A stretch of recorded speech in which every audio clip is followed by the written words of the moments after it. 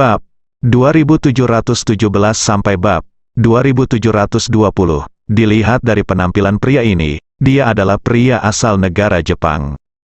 Setelah itu, keempat pria itu membawa orang aneh itu langsung ke markas Kido. Itu masih ruang konferensi yang sama seperti sebelumnya. 4 orang membawa orang aneh itu ke dalam dan kemudian meletakkan sedan di tempatnya. Segera setelah itu, keempat pria itu mundur keluar. Dalam waktu kurang dari 2 menit, seseorang masuk. Itu adalah pembawa pesan dari jalan hantu. Dia juga mengenakan setelan hitam yang sama dan tinggi.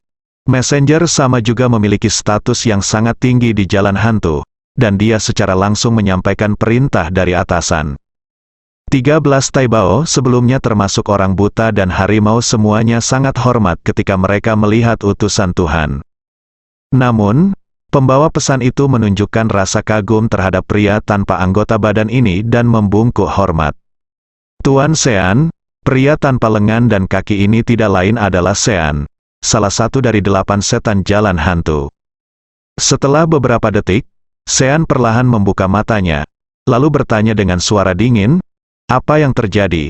Apakah Anda menemukan saya?" "Itu dia, Tuan Sean, kami di antara 13 Taibao jalan hantu, Hei Wuchang. Ci Biksu, Suang Dao, orang buta, harimau, dan macan tutul semuanya telah terbunuh," utusan utama berkata. Setelah mendengar ini, Sean mengangkat alisnya. "Sepertinya ada banyak orang di dunia ini," kata Sean. Utusan itu berkata, "Ya, kami para hantu tidak menonjolkan diri dan sudah lama tidak muncul di dunia. Tampaknya dunia telah melupakan betapa buruknya kami para hantu. Meminta Tuan Sean untuk memberi pelajaran kepada orang-orang ini." Astaga! Sean mendengus, mengungkapkan rasa jijiknya. Utusan itu melanjutkan, "Ada berita lain. Mungkin Sean tertarik untuk mengetahui." "Apa?" tanya Sean. Seorang paus merah di tahta suci Sein Timur baru-baru ini terbangun. Saat dia dilahirkan, hal itu menyebabkan fluktuasi kekuatan seluruh dunia. Namun, berita terbaru adalah dia telah terbunuh, kata utusan itu. "Apa, dia juga terbunuh?" Sean menunjukkan ketertarikan kali ini. Kekuatan orang itu mungkin di atas SSR, tidak mudah untuk membunuhnya. SSR adalah pembagian dunia seni bela diri di dunia barat setara dengan dunia terestrial. Dewa Jue Zhou Tian, ya, dan orang yang membunuh paus ini juga adalah orang yang membunuh ke-13 Kasim di jalan hantu, kata utusan itu. Sebelum kematiannya, paus merah juga membunuh salah satu dari 13 Kasim kita. Meskipun dia terbunuh, tampaknya tahta suci Sein Timur sangat lancang dan tidak memperhatikan saya sama sekali. Beraninya kamu menyerang hantu secara terbuka. Mereka benar-benar berpikir bahwa dengan munculnya paus merah, mereka dapat melawan hantu kita. Untuk memberi pelajaran kepada tahta suci, para petinggi juga meminta Tuan Sean untuk mampir, ambil tindakan dan ajari Saint Easton tahta suci sebuah pelajaran. Utusan itu melanjutkan, "Siapa orang lainnya?" Sean jelas tertarik pada orang yang membunuh paus merah. "Itu Ye Chong, seorang pria Tiongkok yang dikenal sebagai Raja Pedang," kata utusan utama. "Menarik," Sean berkata, "serahkan sisanya padaku." Ye Chong dan Liu Jing sudah tiba di lokasi Gunung Hitam yang disebutkan oleh Uskup Agung Merah. Ada gunung hitam yang berjarak 20 km dari tahta suci Set. Ini gunung yang sangat aneh, tanah di gunung itu serba hitam. Dari kejauhan seluruh gunung tampak seperti puncak gunung hitam yang ternoda tinta. Keduanya tidak ragu-ragu dan langsung menuju gunung hitam. Meski Fandi Gang memiliki iklim yang panas sepanjang tahun, namun suasana dingin bisa Anda rasakan di Black Mountain. Untungnya, Ye Chong dan Liu Jing saat ini sedang berkultivasi, dan suhu dunia luar tidak lagi mempengaruhi mereka. Setelah keduanya mendaki gunung, mereka mengamati dengan cermat dalam waktu yang lama, tetapi mereka tidak menemukan gua tersebut. Sampai ke puncak gunung, ada sungai bawah tanah yang mengalir turun dari puncak gunung. Sungainya gemericik dan permukaan airnya sangat jernih. Banyak terdapat batu-batu berbentuk aneh di dalam air sungai. Liu Jing bertanya dengan rasa ingin tahu, "Kita semua telah mencapai puncak gunung. dan kita belum melihat gua dimanapun. Ye Chong juga sangat terkejut dan berkata, ayo turun dari sisi lain dan melihat-lihat. Kemudian kedua orang itu datang dari seberang sambil menuruni gunung. Perjalanan menuruni gunung jauh lebih seru dibandingkan mendaki gunung. Sebagian besar berupa tebing. Karena aliran air, tebing tersebut lembab dan ditumbuhi lumut. Namun, hal tersebut bukanlah masalah yang sulit bagi keduanya. Mereka berdua berjalan sampai ke kaki gunung. Namun tidak ada gua yang ditemukan. Sebaliknya, ada sebuah kedai yang sangat tua di kaki gunung. Di kejauhan, Anda bisa mendengar hiruk-pikuk orang-orang di kedai, tempat seorang pria mabuk sedang menyombongkan diri. Keduanya berjalan mendekat dan melihat, dari luar, kedai itu tampak kumuh. Ini seperti kedai yang muncul di film koboi barat pada abad pertengahan. Ye Chong dan Liu Jing saling memandang, ayo masuk dan lihat, mungkin kita bisa mendapatkan berita di dalam, kata Ye Chong. Liu Jing mengangguk, kemudian, kedua orang itu membuka pintu dan masuk. Pintu kedai berupa pintu kayu bobrok yang tertiup angin dan banyak lubangnya, serta terdapat jaring laba-laba di bagian atas pintu kayu tersebut. Pintu kayunya hanya separuhnya yang bisa dibuka, mengeluarkan bunyi berderit saat dibuka, dan berlumuran noda. Kedua orang itu masuk dan menemukan sebuah ruangan kecil yang gelap. Ruangan itu penuh sesak dengan 6 atau 7 meja. Meja-mejanya sangat berdekatan sehingga tidak mungkin hanya duduk dan meregangkan kaki. Bagian dalam kedai pun semakin kumuh, ada orang-orang yang duduk berkelompok di atas meja, dan hanya satu meja di pojok yang kosong. Sebuah lentera tua berwarna abu-abu tergantung di atap kedai, dengan beberapa lilin menyala di dalamnya. Cahaya kuning redup dari lilin berkedip-kedip, membuat seluruh kedai tampak berkedip-kedip. Di meja depan, ada seorang wanita gemuk berusia 50-an, mengenakan celemek berminyak dan memegang sebatang rokok di mulutnya, ada beberapa botol anggur di belakangnya. Anggur ini tampaknya merupakan anggur buatan rumah. Orang-orang yang minum di kedai semuanya adalah pria-pria bertubuh besar, mengenakan mantel lusuh, berpunggung tegap, dengan janggut di seluruh wajah, dan mereka semua tampak tidak mudah untuk diganggu. Beberapa orang masih meletakkan banyak senjata di kaki mereka. Awalnya, orang-orang ini sangat mabuk sehingga mereka membual dan berbicara omong kosong. Ketika Liu Jing dan Ye Chong masuk, mereka langsung menarik perhatian semua orang. Apalagi kecantikan seperti Liu Jing muncul di tempat seperti ini, sangat jarang. Mata seorang pria botak tiba-tiba bersinar dan dia berkata kepada orang di sebelahnya, lihatlah betapa tinggi gadis itu, dia sungguh cantik, hei, kita bersaudara beruntung hari ini, yang lain berkata. Dengan senyuman, orang kuat ketiga juga menatap langsung ke arah Liu Jing, dan air liurnya hampir mengalir keluar. Ye Chong dan Liu Jing tidak memperhatikan orang-orang ini, mereka hanya menemukan tempat untuk duduk. Mereka berdua sedang mencari seseorang untuk ditanyai. Pada saat itu, bibi dari kedai datang sambil merokok dan mengeluarkan cincin asap. Dia bertanya, kalian berdua anak muda sangat mengesankan. Mengapa kamu masih di sini untuk minum? Kamu sudah di sini? Apa yang ingin kamu minum? Ye Chong tidak tertarik untuk minum atau apapun, tapi bagaimanapun juga, dia datang ke sini untuk duduk. Meskipun panas, mereka tidak akan memesan apapun. Ye Chong dengan santai memesan 2 minuman. Kemudian Ye Chong bertanya kepada bibinya, apakah kamu tahu jika ada sebuah gua di Gunung Hitam di sebelah sini? Sebuah gua, bibi itu menggelengkan kepalanya, maaf, saya tidak tahu ada gua itu. Tidak, Liu Jing bertanya, tentu saja tidak. Tidak ada satupun dari kita yang pernah mendengarnya, haha, kata seorang pria bertubuh besar di sebelahnya. Ternyata yang datang ke sini untuk minum adalah para pemburu dari pegunungan terdekat. Mereka sangat akrab dengan medan di sini dan belum pernah mendengar adanya gua di Black Mountain. Ye Chong dan Liu Jing terkejut. Apakah menurutmu Uskup Agung Bajingan itu yang berbohong kepada kita? Liu Jing bertanya. Ye Chong menggelengkan kepalanya. Dia tidak memiliki keberanian seperti itu. Terlebih lagi, saya mengamatinya dengan cermat ketika dia berbicara. Dia tidak berbohong, seharusnya memang ada sebuah gua. Tapi, di mana gua itu? Liu Jing merentangkan tangan kecilnya. Jika kamu tidak dapat menemukan gua ini, kamu tidak akan bisa memasuki rumah harta karun gereja Timur Suci. Ketika kedua orang itu sedang berbicara, saat ini, mereka melihat Liu Jing duduk di dalamnya. Sudut tiga pria berjanggut datang. Cantik, dia cukup cantik, yang tertinggi-tinggi dan berjanggut, dengan kulit cerah dan kemerahan serta janggut penuh, yang jelas merupakan ciri khas penduduk lokal Fandigang.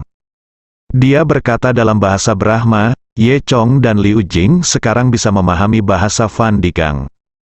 Ketika Liu Jing mendengar kata-kata ini, dia berkata dengan marah, "Jangan ganggu aku, dan pergilah secepat mungkin." "Hei, gadis kecilmu pemarah, aku suka kamu seperti ini, kamu harus minum bersama aku hari ini.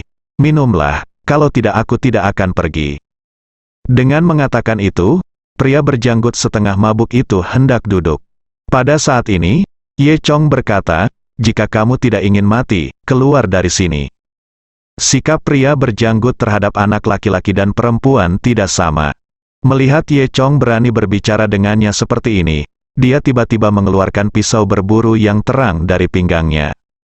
Lalu, dia menebas meja di depan Ye Chong dengan pisau tajam. Sebuah tebasan dipotong langsung ke meja. Jika Anda perhatikan baik-baik meja berminyak ini, Anda bisa melihat ada puluhan bekas pisau serupa di atasnya. Mungkin mereka dipotong oleh orang-orang seperti Big Beard. Tentu saja, pisau ini tidak bisa menakuti Ye Chong. Pria berjanggut itu berkata, "Nak, beraninya kamu berbicara seperti ini padaku. Jika kamu tidak ingin mati, keluarlah sekarang. Kalau tidak aku akan memotongmu hari ini dan memberimu makan kepada binatang buas di pegunungan. Percayakah kamu itu?" "Aku tidak percaya." Ye Chong He menggelengkan kepalanya untuk menunjukkan rasa jijiknya pada pria berjanggut itu. Ketika Big Beard melihat sikap Ye Chong, dia mengira Ye Chong adalah pria yang tidak tahu seberapa tinggi langit.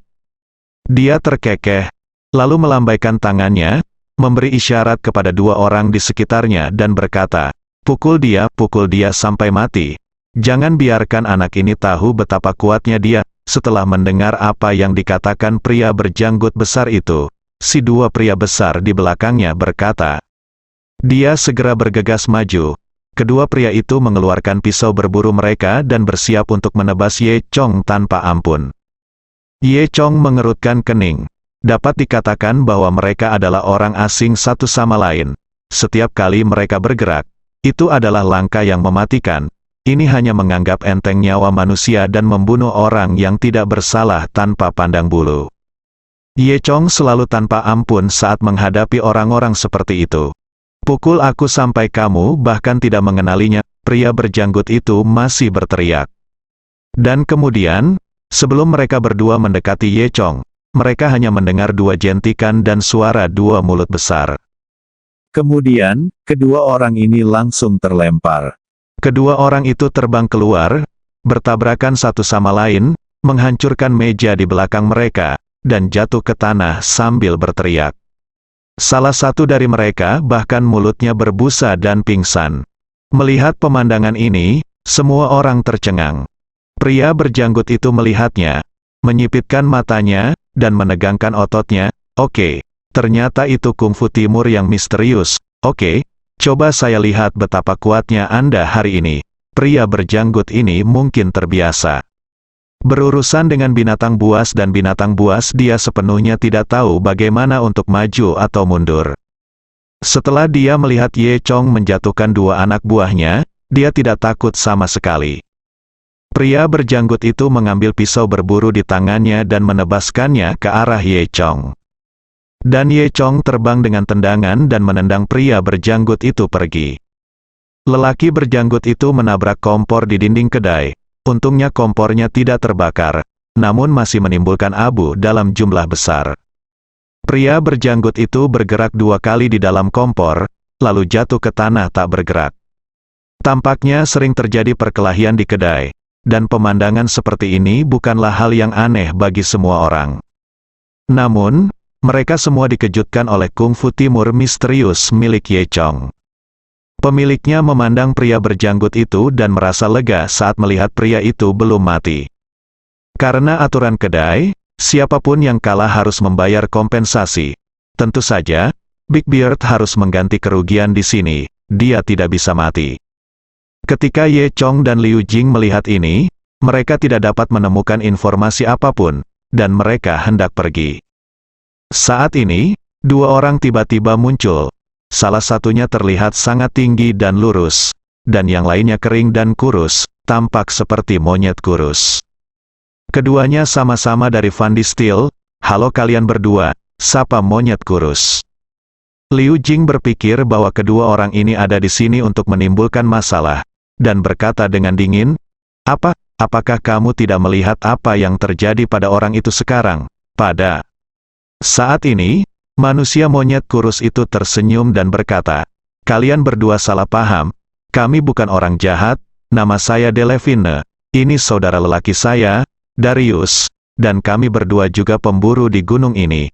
Saya baru saja mendengar Anda mengatakan bahwa Anda akan menemukan rumah harta karun tahta suci timur. Delevine tiba-tiba dia berkata dengan sangat pelan. Mendengar ini, Ye Chong dan Liu Jing sama-sama memandang Delevine. Tahukah kamu? Tanya Ye Chong. Delevine tersenyum dan berkata, hei, aku tahu, begini, ayo cari tempat yang tenang untuk ngobrol. Kemudian, mereka berempat duduk di kursi paling dalam di kedai. Saat ini, Darius berkata, dapat dikatakan bahwa kami berdua bersaudara telah dianiaya secara mendalam oleh tahta suci. Kami sudah lama ingin menghancurkan rumah harta mereka. Ternyata keluarga Darai dulunya adalah keluarga lokal yang sangat penting. Keluarga besar kemudian berkonflik dengan tahta suci Saint Easton. Akibatnya seluruh keluarga hampir dibunuh oleh tahta suci Saint Easton. Hanya beberapa saudara laki-laki Delai yang tersisa, ingin membalaskan dendam keluarga mereka. Kedua bersaudara ini ingin menghancurkan rumah harta karun tahta suci Saint Easton. Secara kebetulan, Dele bersaudara baru-baru ini mengetahui alamat rumah harta karun tahta suci timur. Jadi, mereka akan menghancurkannya. Akibatnya, Ye Chong dan Liu Jing, yang sangat terampil, ditemukan di sini dan juga akan menyembunyikan rumah harta karun tersebut. Jadi mereka berinisiatif untuk menghubungi mereka. Darius dan Draven juga berada di Black Mountain. Setelah lama berkeliaran, mereka akhirnya menemukan pintu masuk ke rumah harta karun. Dan karena mereka telah berada di sini selama ini, mereka tentu tidak tahu bahwa tahta suci timur telah dihancurkan oleh Ye Chong. Ye Chong diam-diam senang setelah mendengar kata-kata ini. Jadi, apakah kamu tahu di mana pintu masuk ke rumah harta karun ini? Ye Chong bertanya. Tentu saja, kata Draven. Baik, Liu Jing berkata, jika itu masalahnya, kami akan pergi bersamamu. Jika kami dapat menemukan rumah harta karun saat itu, kami pasti akan memberimu banyak hadiah. Bang De, yang tinggi dan memiliki ekspresi tegak di wajahnya, Laius menamparkan meja dan berkata, apa yang kamu bicarakan? Kami sedang mencari rumah harta karun tahta suci Set Timur. Tentu saja kami melakukannya demi keadilan. Bagaimana kami bisa meminta hadiah apapun darimu? Darius berkata dengan raut wajahnya. Bahkan Ye Chong dan Liu Jing sangat terkesan dengan penampilannya yang lurus. Saat ini, saudara Draven di sebelahnya berkata, tentu saja, kita masih bisa mengambil barang-barang baik di rumah harta karun, mengambilnya dari masyarakat, dan menggunakannya untuk masyarakat. Sekarang bukankah semuanya tentang dedikasi? Ini juga giliran kita, tahta suci Saint Easton mendedikasikannya. Orang-orang tua dari tahta suci Saint Easton itu tidak mau menyumbang, jadi tentu saja kita harus membantu mereka. Kata Delevine sambil tersenyum. Darius mendengus dan sangat meremehkan hal ini. Ye Chong berkata, karena kamu tahu di mana rumah harta karun itu, ayo berangkat. Oke, ayo bersiap-siap, kata Delevine. Karena itu, kedua orang itu berjalan ke belakang bar, menunggu sekitar beberapa menit, lalu kembali ke tempat duduk masing-masing. Saat ini, mereka telah mengeluarkan senjatanya. Saya melihat Darius memegang kapak pemecah gunung di tangannya dan mengenakan baju besi merah. Dia terlihat sangat kekar dan tegak. Draven di sisi lain juga mengenakan baju zirah dan membawa dua pedang ganda sepanjang setengah kaki di tangannya. Dia juga tampak agung. Tampaknya Delay bersaudara juga Master Ye Chong mengagumi dalam hatinya. Ayo pergi, ikuti aku. Mari kita lakukan sesuatu yang sangat benar bersama-sama, kata Darius. Dengan penampilannya yang lurus dan menakjubkan, dia jelas telah menjadi pemimpin tim kecil ini. Ye Chong dan Liu Jing tidak peduli, jadi mereka mengikuti Darius dan berjalan keluar. Beberapa orang dengan cepat keluar dari kedai dan berjalan ke arah timur. Ye Chong sedikit aneh, Gunung Hitam tidak ada di selatan, mengapa pergi ke timur? Delevine berkata, karena pintu masuk sebenarnya bukan di Gunung Hitam, dan tidak ada gunanya pergi ke Gunung Hitam. Apa, tidak di Black Mountain? Ye Chong berkata lebih penasaran. Liu Jing berkata, sepertinya Uskup Agung Bajingan itu benar-benar menipu kita, tapi Ye Chong tidak mempercayainya, karena ketika Uskup Agung Merah mengucapkan kata-kata ini, Ye Chong sengaja memperhatikannya. Dia menggunakan kekuatan Dewa Naga untuk setelah itu mengamati karakter utama berbaju merah. Karakter utama memikirkan hal yang sama di benaknya. Kata-kata ini jelas tidak salah. Sebaliknya, Ye Chong percaya Darius berbohong. Namun, Darius ini sepertinya memberikan rasa keadilan kepada masyarakat, dan dia tidak boleh berbohong. Jadi, Ye Chong memutuskan untuk diam dan melihat apa yang terjadi terlebih dahulu. Tepat ketika Ye Chong sedang berpikir liar, Delay bersaudara telah membawa Ye Chong dan Liu Jing ke sungai. Sungainya deras dan mengalir sampai ke timur. Delay bersaudara segera menemukan rakit di tepi sungai. Rakit ini sudah disiapkan oleh Delay bersaudara sebelumnya. Kita bersaudara akan menjelajahi harta karun tahta suci timur setelah kita makan lengkap. Kebetulan kita bertemu kalian berdua. Ayo berangkat, kata Darius. Meski begitu, Dariuslah yang pertama melompat ke atas rakit. Delevine di sebelahnya tersenyum dan berkata, Bos, ayo naik rakit dan menyusuri jalur air, lalu kita bisa memasuki rumah harta karun Kemudian, Delevine mengendalikan rakit dari belakang dan menyusuri sungai. Sepanjang aliran sungai mengalir deras dan deras, lebar sungai tidak terlalu besar, sekitar 3 meter, semakin ke depan sungai semakin sempit. Ujung-ujungnya, lebar sungai kurang dari 2 meter sehingga hanya memungkinkan rakit mereka lewat. Setelah berjalan sekitar 2 kilometer, Ye Chong dan Liu Jing menemukan bahwa sungai di depannya mengalir ke dalam sebuah lubang. Dari sungai di atas tanah berubah menjadi sungai bawah tanah di bawah pintu masuk gua. Dan pintu masuk gua ini sebenarnya punya nama. Ketika rakit mendekati pintu masuk gua, Ye Chong tiba-tiba menemukan ada 4 kata tertulis di pintu masuk gua, ada sebuah gua.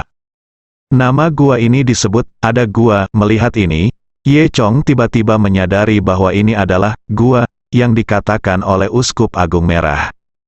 Tidak heran Ye Chong tidak melihatnya. Kalau mau dikatakan Uskup Agung Merah berbohong, apa yang dikatakan Uskup Agung Merah itu sebenarnya benar. Dia memang tidak berbohong. Ini memang gua. Namun, Ye Chong merasa IQ-nya telah dihina. Ketika Liu Jing melihat ini, dia terkekeh dan berkata, orang tua jahat itu benar-benar jahat. Tapi Ye Chong, saya pikir kamu sangat kuat, kamu terlihat sangat percaya diri. Ye Chong berkata dengan marah, brengsek, bajingan sialan. Saat kita kembalilah, aku harus memberinya pelajaran. Saat dia berbicara, di bawah kendali Draven, rakit memasuki gua sungai bawah tanah. Setelah memasuki gua, suhu di sekitarnya berangsur-angsur turun, dan pemandangan di sekitarnya berangsur-angsur menjadi abu-abu. Segera, gua itu menjadi gelap gulita. Kali ini, Darius menyalakan obor. Dia berdiri di ujung rakit, megah dan megah, memegang obor.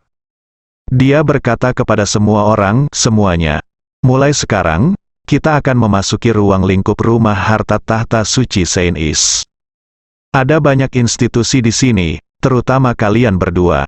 Jangan lari-lari dan ikuti saya, kalau tidak saya apakah aku tidak akan bertanggung jawab atas hidupmu. Ye Chong dan Liu Jing sama-sama merasa lucu, tetapi mereka tidak mengatakan apa-apa lagi dan hanya mengangguk. Pada saat ini, Dredat mengangkat kapak besarnya dan berdiri di atas rakit, menyebabkan seluruh rakit berguncang. Darius melanjutkan, "Oke, hari ini mari kita lihat bagaimana saya menghancurkan rumah harta karun tahta suci Set Timur."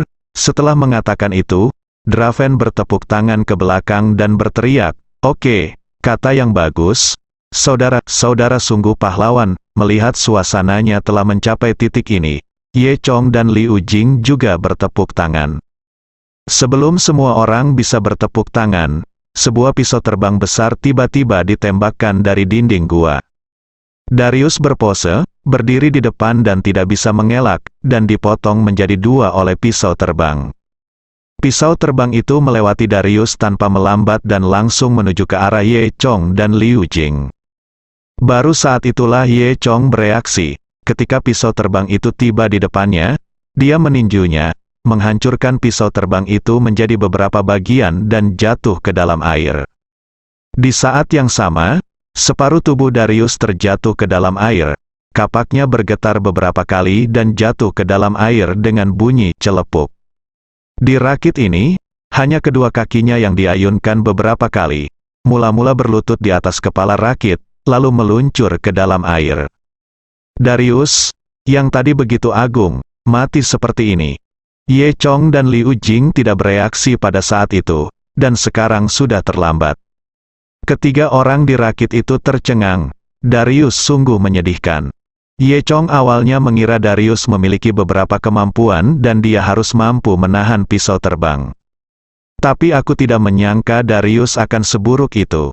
Jika dia tahu sebelumnya, Ye Chong akan datang untuk menyelamatkan dan Darius tidak akan mati. Setelah terdiam cukup lama, Delevine yang pertama bereaksi. Tiba-tiba ia bergegas mendekat, berlutut di haluan kapal, dan berteriak keras, "Kakakku, kenapa kamu mati? Kamu benar-benar mati sebelum ambisimu terpenuhi. Kamu tidak apakah kamu masih berbicara tentang pergi ke rumah harta karun tahta suci Set Timur? Bukankah kamu masih akan mendapatkan beberapa barang dari rumah harta karun? Mengapa kamu mati seperti ini?" seru Draven sambil melihat sangat berduka. Tepat ketika Liu Jing hendak naik dan memberikan nasihat, Delevine tiba-tiba berdiri. Dia menyeka matanya dan berkata, "Oke, ayo lanjutkan." Saat ini, tidak ada kesedihan di wajahnya, seolah-olah orang yang baru saja meninggal hanyalah orang luar. Ye Chong dan Liu Jing sama-sama tercengang. Liu Jing bertanya dengan rasa ingin tahu, "Baiklah, kamu baik-baik saja?" Delevine berkata, "Tidak apa-apa, tapi hanya saudara laki-laki yang meninggal, apalagi, jika kematian saudara laki-laki begitu menyedihkan, saya akan mati karena kesedihan." Liu Jing bertanya lagi, "Apakah kamu kehilangan beberapa saudara laki-laki?" "Iya, kamu tidak tahu. Saya telah kehilangan beberapa saudara laki-laki," kata Delevine. "Ah, benarkah?" Liu Jing bingung. Draven berkata, "Darius hanyalah kakak laki-laki tertua saya. Saya memiliki beberapa saudara laki-laki lainnya, Dreyfus, Dreyus, Dreyjishu, Del, yang semuanya tewas dalam pertempuran dengan tahta suci. Semuanya mulia. Namun, kali ini semua saudara laki-laki. Saya sudah mati, dan sekarang hanya aku yang tersisa, dan giliranku berikutnya." Ye Chong dan Liu Jing berkata dengan ekspresi terdiam. Setelah itu, semua orang melanjutkan berjalan menyusuri jalur air menuju tengah gua. Kali ini, Ye Chong berada di depan untuk mencegah jebakan muncul lagi. Namun, mereka berjalan lama di dalam dan tidak pernah menemukan mekanisme apapun lagi. Sistem air di gua ini sangat besar dan rumit, berliku-liku, dan di setiap belokan Draven berbelok ke kiri. Setelah melewati 7 atau 8 saluran air, tiba-tiba sistem air menjadi lebih luas. Delevine sedang mengendalikan sebatang bambu. Saat ini airnya gelap, namun dengan cahaya api yang redup, samar-samar dia bisa melihat benda putih mengambang di atas air di kejauhan. Padat, seolah-olah ada tumpukan sampah mengambang di sana. Liu Jing adalah orang pertama yang menemukannya, lalu menunjuk pada hal-hal itu dan bertanya pada Ye Chong, Ye Chong, lihat, apa itu? Ye Chong melihat ke arah Liu Jing, dan mata Dewa Naganya dapat melihat dengan jelas. Ketika Ye Chong melihat hal-hal itu dengan jelas, dia tidak bisa menahan diri untuk tidak terkejut. Mereka semua meringkuk dengan tangan melingkari lutut. Kulit mayat-mayat ini sudah basah kuyup dan memutih, semuanya bungkuk dan terapung di air. Dan terlihat semuanya adalah perempuan, dan ketika kapal semakin dekat, Liu Jing dan Deleving juga melihat hal-hal ini di depan mereka tanpa menggunakan mata Dewa Naga. Apa ini? Liu Jing tampak kalah. Ini sangat menjijikkan. Dia membungkuk dan melihat lebih dekat, lalu tiba-tiba menarik napas lega dan berkata, ini hanya patung tembikar, bukan orang sungguhan. Liu Jing mengatakan ini, dan Deleving juga menghela nafas lega. Apa yang dia lakukan benar-benar menakutkan, dan dia tampak persis seperti manusia. Ye Chong juga melihat bahwa itu memang bukan orang sungguhan. Kemudian, Draven mengambil batang bambu tersebut dan mengambil salah satunya. Yang itu awalnya berbaring telentang, tapi Draven menyesuaikannya dan membuat lingkaran di dalam air, lalu membalikkan badannya ke depan. Untuk apa ini? Orang-orang dari tahta suci akan menciptakan hal-hal menjijikkan ini, keluh Draven.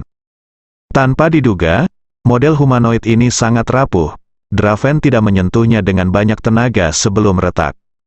Setelah pecah-pecah, banyak lendir hitam yang keluar dari dalam. Ketika saya lihat lagi, ada bintik hitam di dalam lendirnya, terlihat sangat menjijikan dan menjijikan. Apa ini? Liu Jing mundur 2 langkah dengan nada menghina. Ye Chong tentu saja tidak tahu apa itu. Dan selanjutnya, sebuah pemandangan yang lebih mengejutkan mereka muncul. Saya melihat bintik-bintik hitam itu, yang menjadi hidup ketika menyentuh air. Semuanya terentang, menjulurkan 8 kaki ramping, dan berdiri di atas air. Setiap titik hitam berubah menjadi makhluk seukuran kepalan tangan dengan 8 kaki kurus. Setiap kaki yang kurus ibarat benang tipis, namun mampu menopang tubuhnya. Seluruh tubuh menginjak air seperti laba-laba air. Namun laba-laba air ini agak terlalu besar. Apa ini? Menjijikkan. Liu Jing sangat ketakutan sehingga dia mengeluarkan pedangnya. Dan ada ribuan laba-laba air di dalam lendir yang mengalir keluar dari patung tembikar. Tidak butuh waktu lama bagi mereka semua untuk menjadi hidup. Laba-laba air itu berkerumun padat dan mengapung di atas air. Setelah berhenti beberapa saat, mereka melompat menuju rakit bambu yang semuanya menuju ke arah Ye Chong dan yang lainnya. Liu Jing sudah siap bertarung. Ketika laba-laba air ini tiba di tepi rakit, mereka ingin melompat ke atas rakit. Namun, 8 kaki mereka sepertinya tidak bisa meninggalkan air. Mereka tidak bisa melompat sama sekali dan hanya bisa tetap di atas air aktivitas. Oleh karena itu, laba-laba air ini sama sekali tidak bisa naik ke rakit. Kadang-kadang, seekor laba-laba air berusaha sekuat tenaga untuk bergegas menuju rakit. Namun dalam waktu kurang dari setengah detik, ia kehilangan kemampuan untuk bergerak, jatuh tak bergerak di atas rakit, lalu mengering dan mati setelah beberapa saat.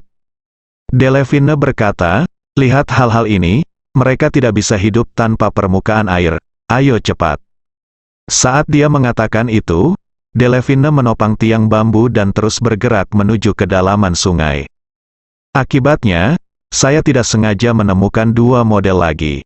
Modelnya hancur pada sentuhan pertama, dan 2 lagi hancur, melepaskan ribuan laba-laba air. Untuk sementara waktu, air dipenuhi laba-laba air ini. Untungnya, laba-laba air tidak bisa melompat keluar dari air. Namun mereka tetap mengikuti Ye Chong dan rakitnya, berkerumun berkelompok, membentuk bercak hitam besar di atas air. Dari kejauhan, terlihat seperti monster sedang mengejar Draven dan kapalnya. Melihat laba-laba air ini tidak bisa muncul, Liu Jing menghela nafas lega, tapi masih melihat sekeliling dengan hati-hati.